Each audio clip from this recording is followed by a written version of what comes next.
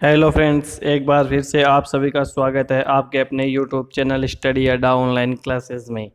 आज की जो हमारी क्लास होगी वो होगी अगस्त माह के फर्स्ट वीक के जितने भी करंट अफेयर्स हैं मेन इम्पोर्टेंट उनको लेके। तो चलिए चलते हैं, करते हैं आज की क्लास की शुरुआत। तो चलिए चलते हैं आज के पहले क्वेश्चन की तरफ। हाल ही में किस देश के पूर्व राष्ट्रपति ली तेंग हुई का निधन हुआ है? वो कौन से देश के राष्ट्रपति थे? तो चलिए इसके ऑप्शंस पे अपन चलते हैं। ताइवान, दक्षिणी कोरिया, जापान, थाईलैंड। तो फ्रेंड्स, इसका जो राइट आंसर निकल के आता है वो आता है ताइवान। मतलब जो ताइवान के पूर्व राष्ट्रपति थे ली तेंग हुई, उनका हाल ही में निधन हुआ है। अब यहाँ से जो एक क्वेश्चन और निकल के आता है वो ये है कि जो ली तेंग हुई है वो किस चीज़ के लिए जाने जाते हैं? ली को चीनी विरोध के बावजूद स्वशासित द्वीप में प्रत्यक्ष चुनाव और अन्य लोकतांत्रिक बदलाव लाने के लिए पहचाना जाता है। बता दें कि ली ने ताइवान के लिए एक अलग गैर चीनी पहचान बनाने के लिए संघर्ष किया। इससे चीन नाराज हुआ, जो कि इस द्वीप को अपना क्षेत्र का हिस्सा मानता है। तो चले चलते हैं, रुक करते हैं आज के सेकंड क्वेश्चन की तरफ। हाल ही में कौन सा राज्य 3 राजधानियों वाला भारत का पहला राज्य बना है? तो इसके अपन ऑप्शंस पे चलते हैं। कर्नाटक, उड़ीसा, मणिपुर, आंध्र प्रदेश। तो फ्रेंड्स, इसका जो राइट आंसर निकल के आता है वो है आंध्र प्रदेश। आंध्र प्रदेश हाल ही में भारत का 3 राजधानियों वाला भारत का पहला राज्य बना है। और इस राज्य के राज्यपाल विष्णु भूषण हरिचंदन ने 31 जुलाई 2020 को राज्य सरकार को 3 राजधानी वाली योजना को मंजूरी दे दी है। आपको ये बता दें कि इस कानून के तहत आंध्र प्रदेश की 3 राजधानियां होंगी, जिसमें आंध्र प्रदेश कार्यपालिका यानी सरकार विशाखापट्टनम से काम करेगी, और राज्य विधानसभा अमरावती में होगी, और हाई कोर्ट कर्नूल में होगा। तो यहाँ से जो इसकी जो 3 राजधानियाँ निकल के आती हैं वो एक पहली है विशाखापट्टनम, दूसरी जो निकल के आती है वो है अमरावती, और जो तीसरी निकल के आती है वो होती है कुर्नूल। ये तीनों राजधानियाँ अलग अलग काम करेगी। सरकार विशाखापट्टनम में काम करेगी, राज्य विधानसभा अमरावती में होगी, और जो यहाँ का हाई कोर्ट होगा वो होगा कुर्नूल में। तो इसे देखें तो वैसे बहुत ही ज़्यादा इम्पोर्टेंट क्वेश्चन है। तो चलिए रुक करते हैं आज के अगले क्वेश्चन की तरफ। प्रतिवर्ष संस्कृत दिवस कब मनाया जाता है?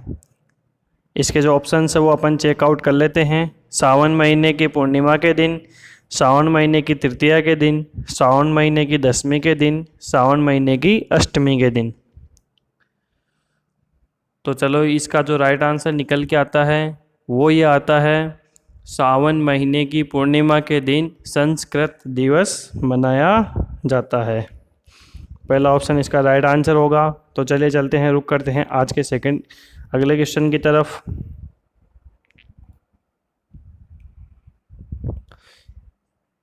इसमें से किसने हाल ही में formula 1 British Grand Prix 2020 race जीती है? इसके जो ऑप्शन है वो अपन चेक कर लेते हैं। Max Verstappen, Lewis Hamilton, Valtteri Bottas, Charles Leclerc. तो जो ये रेस जीतने वाले जो खिलाड़ी हैं उस खिलाड़ी का नाम है लुइस हैमिल्टन। लुइस हैमिल्टन ने फार्मूला 1 ब्रिटिश ग्रांड प्रिक्स 2020 जीत ली है। और आपको ये भी बता दें कि ये रेस इनके कैरियर की 87वीं जीत है, और वह जो महान माइकल शूमाकर के रिकॉर्ड से 4 खिताब दूर है। मतलब ये 4 खिताब और जीत लेते हैं तो ये माइकल शूमाकर के बराबर हो जाएंगे। चलिए चलते हैं नेक्स्ट क्वेश्चन की तरफ।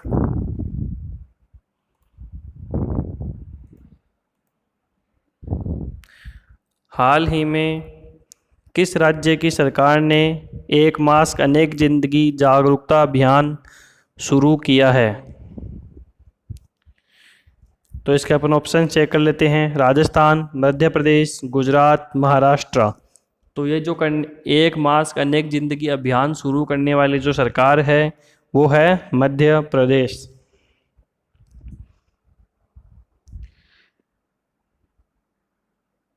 मध्य प्रदेश सरकार ने किल कोरोना के साथ ही एक मास्क अनेक जिंदगी नामक अभियान शुरू किया है। इस अभियान की खासियत यह है कि बिना मास्क के पकड़े जाने पर चालान बनाने के साथ ही 2 मास्क फ्री दिए जाएंगे। यह अभियान 1 अगस्त से 15 अगस्त तक चलाया जाएगा, मतलब प्रेजेंट टाइम में ये अभियान रनिंग कंडीशन में है। तो चलिए चलते हैं नेक्स्ट क्वेश्चन की तरफ। किस राज्य की सरकार ने हाल ही में कोरोना संबंधित जानकारियों हेतु संजीवन ऐप शुरू किया है? तो जो इसके ऑप्शन है वो अपन चेक कर लेते हैं। बिहार, पंजाब, असम, कर्नाटक। तो जो इसका राइट आंसर अपन इसके बारे में चेक कर लेते हैं, ये कहाँ से निकल के आता है। कोरोना महामारी से संबंधित जानकारी हेतु संजीवन ऐप लॉन्च किया है। यह ऐप लोगों को बताएगा कि कोरोना संक्रमण से कैसे बचना है और इसके साथ ही यह भी बताएगा कि संक्रमित होने पर कहाँ जांच कराना है, घर पर कैसे उपचार करना है। यह ऐप कोरोना डेडिकेटेड हॉस्पिटल और वहाँ मौजूद बेड की संख्या की भी जानकारी देगा। तो चलिए चलते हैं नेक्स्ट क्वेश्चन की तरफ।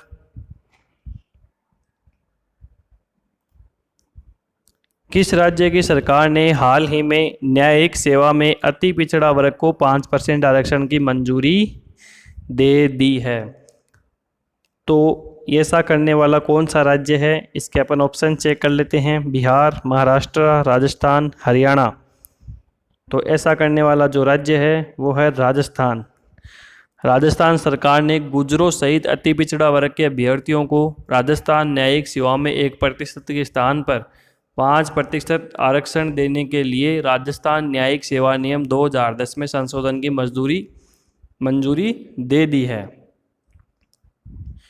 आपको ये बता दें कि संशोधन के जरिए इनको राजस्थान न्यायिक सेवा में 1% के स्थान पर 5% आरक्षण दिया जाना प्रस्तावित है। तो चलिए रुक करते हैं आज के नेक्स्ट क्वेश्चन की तरफ।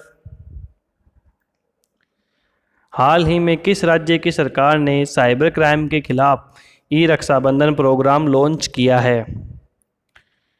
तो जो इसके ऑप्शन है वो आप चेक कर लेते हैं। उत्तर प्रदेश, मध्य प्रदेश, केरल, आंध्र प्रदेश। तो हाल ही में साइबर क्राइम के खिलाफ ई रक्षाबंधन प्रोग्राम लॉन्च करने वाली जो सरकार बनी है वो है आंध्र प्रदेश। आंध्र प्रदेश सरकार ने ई रक्षाबंधन प्रोग्राम शुरू किया है। तो चलिए रुख करते हैं आज के नेक्स्ट क्वेश्चन की तरफ। कौन व्यक्ति हाल ही में गुयाना के अगले राष्ट्रपति चुने गए हैं? इनके जो ऑप्शन है वो चेक कर लेते हैं। फारूक अली, डेविड एडवर्ड, इरफान अली, गेम्बेबो जेनर। तो जो इसका राइट आंसर निकल के आता है फ्रेंड्स वो है इरफान अली।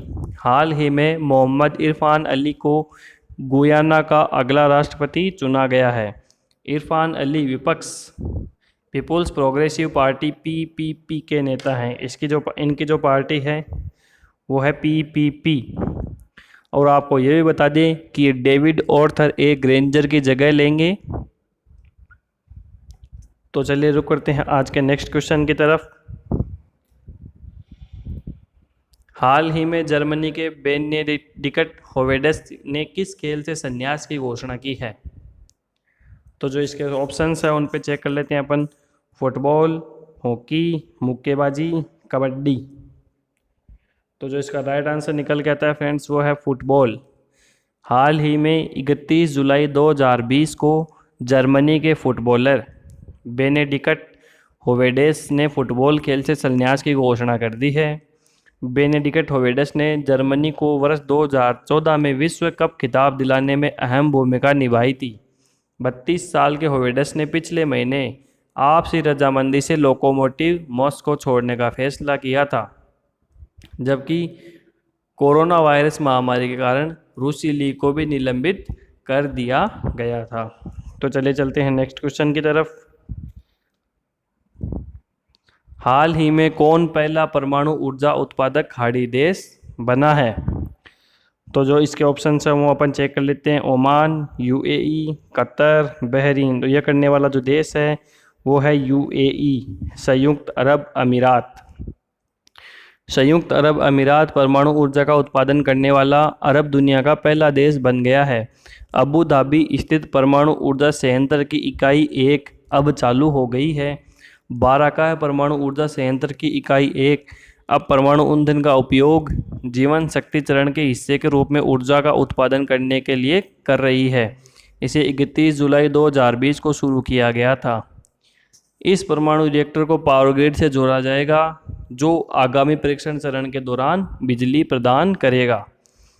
तो चलिए चलते हैं नेक्स्ट क्वेश्चन की तरफ।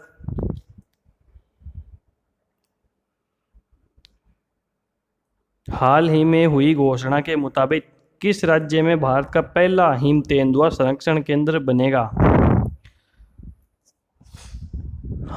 तो भारत का पहला हिम तेंदुआ संरक्षण केंद्र जो बनने जा रहा है वो बनने जा रहा है उत्तराखंड में। उत्तराखंड के उत्तरकाशी जिले में भारत का पहला हिम तेंदुआ संरक्षण केंद्र बनेगा।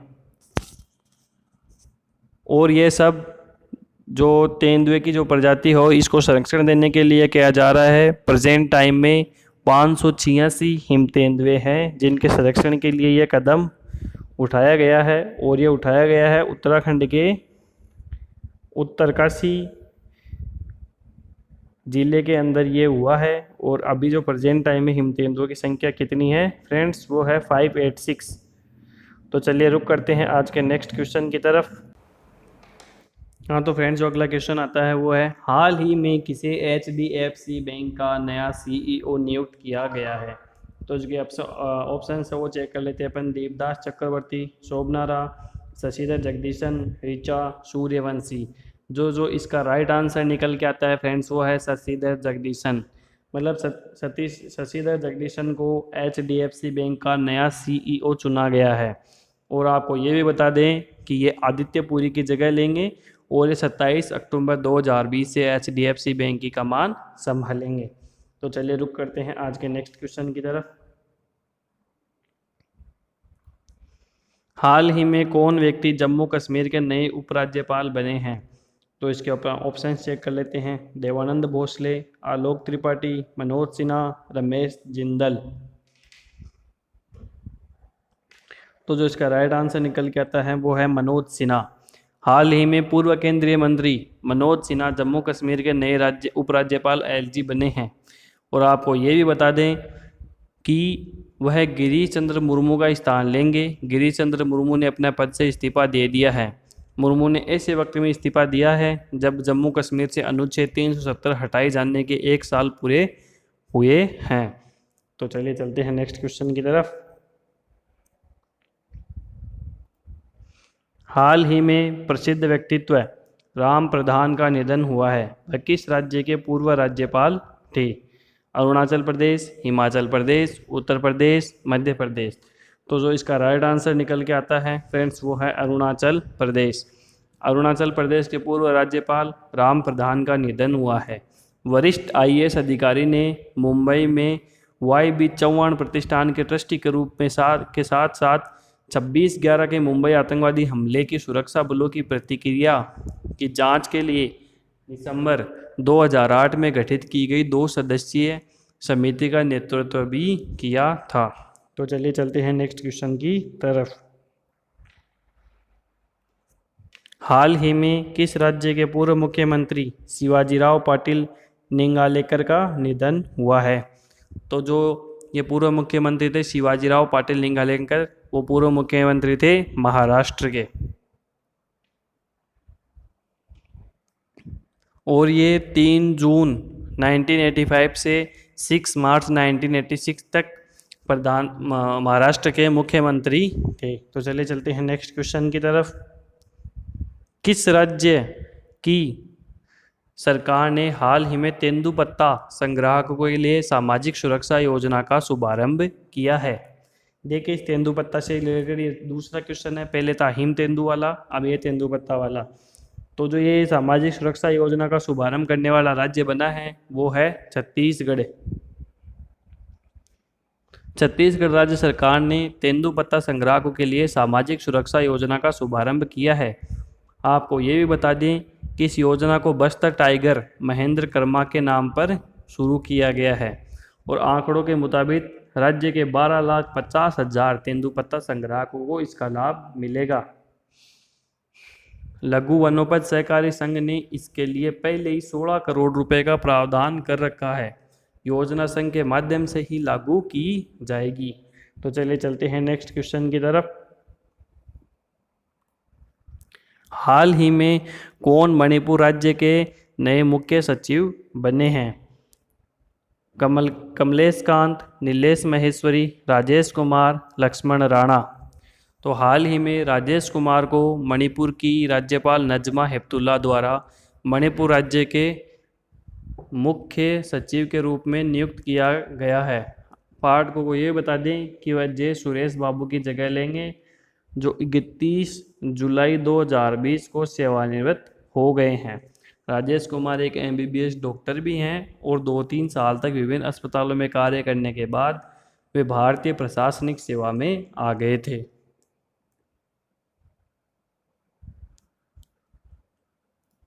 हाल ही में कौन अंतर्राष्ट्रीय क्रिकेट में सबसे ज़्यादा छक्के लगाने वाले कप्तान बने हैं? तो जिसके ऑप्शंस है वो अपन चेक कर लेते हैं। Babar Azam, Jason Holder, Eoin Morgan, Virat Kohli. तो जो ये कारनामा करने वाले क्रिकेटर हैं वो है इयोन मॉर्गन, इंग्लैंड के कप्तान। तो इंग्लैंड क्रिकेटिंग के कप्तान इयोन मॉर्गन अंतर्राष्ट्रीय क्रिकेट में सबसे ज़्यादा छक्के लगाने वाले कप्तान बन गए हैं।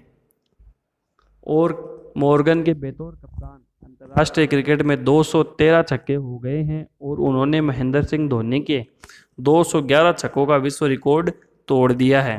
और धोनी ने ऑस्ट्रेलिया के पूर्व कप्तान रिकी पोंटिंग के 171 छक्कों को पीछे छोड़कर वर्ल्ड रिकॉर्ड अपने नाम। तो चलिए चलते हैं नेक्स्ट क्वेश्चन की तरफ।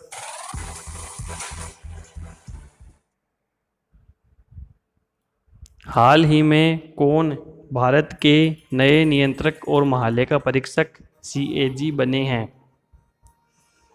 MS जोशी, वीरेंद्र नाथ, अहमद खान, GC मुर्मू। तो हाल ही में जम्मू कश्मीर के पूर्व उपराज्यपाल GC मुर्मू को केंद्र सरकार ने भारत का नया नियंत्रक और महालेखा परीक्षक नियुक्त किया है। आपको ये भी बता दें कि राजीव महर्षि का स्थान लेंगे और 1978 बैच के राजस्थान कैडर के IAS अधिकारी महर्षि का कार्यकाल 7 अगस्त को पूरा हो रहा है।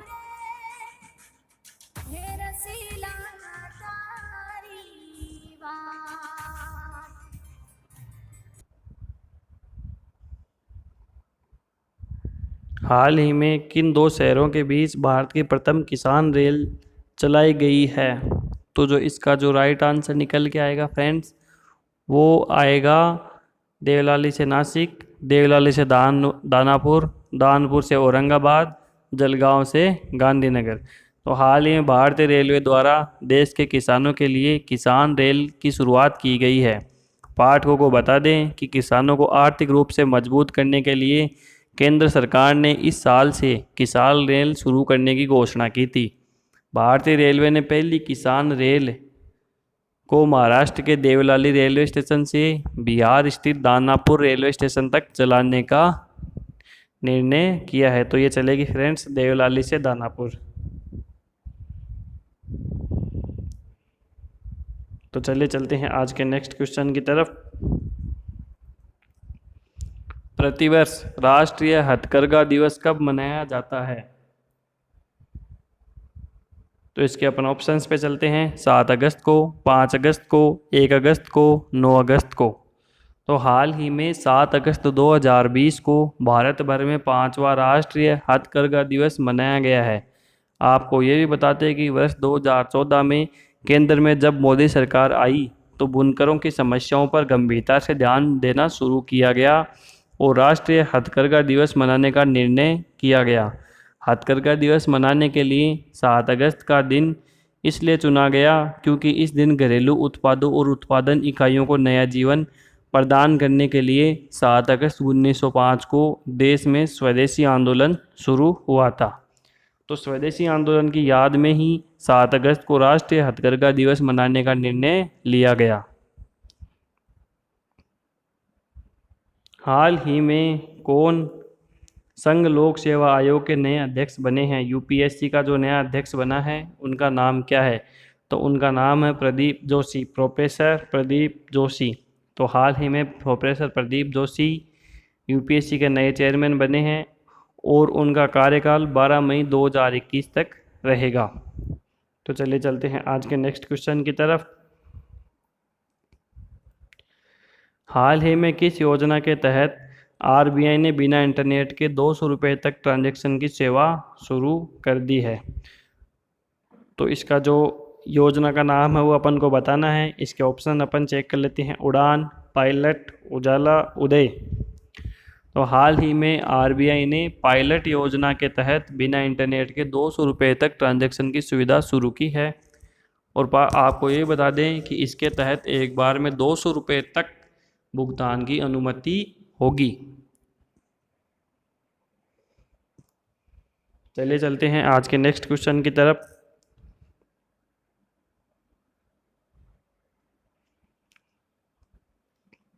किस राज्य की सरकार ने हाल ही में परिवार पहचान पत्र पीपीपी नामक एक विशिष्ट पहचान पत्र लॉन्च किया है?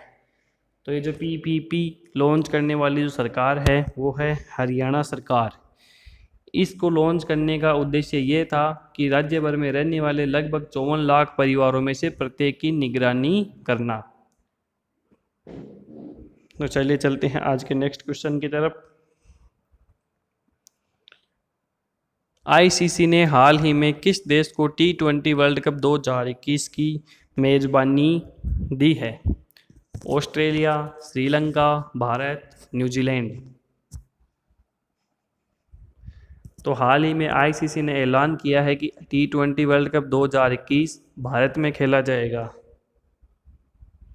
और आपको ये भी बता दें कि इसके साथ ही आईसीसी ने यह भी बताया कि T20 वर्ल्ड कप 2022 ऑस्ट्रेलिया में खेला जाएगा।